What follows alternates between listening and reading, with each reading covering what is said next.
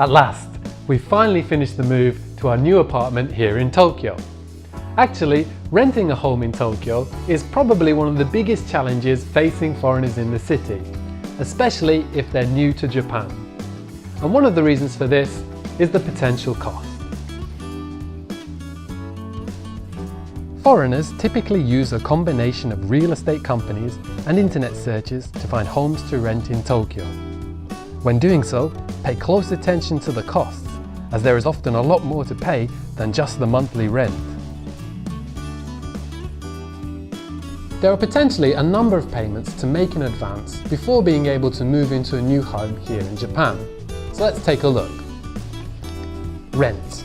Well, obviously, but you may be required to pay your first month's rent in advance. Then you've got management fee.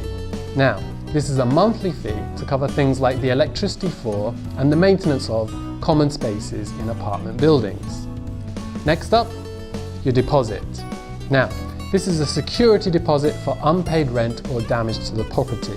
It's typically about 1 or 2 months' rent. When you eventually leave, charges for any damage will be deducted from this and the remaining will be returned to you. Next up, key money. This is a fee handed over to the landlord at the time of making a contract. Again, it's about 1 or 2 months' rent. And no, this is not a joke. This is an actual thing here in Tokyo. Finally, there's the agent's commission. Yep, they need their piece of the action too, maybe about 1 month's rent.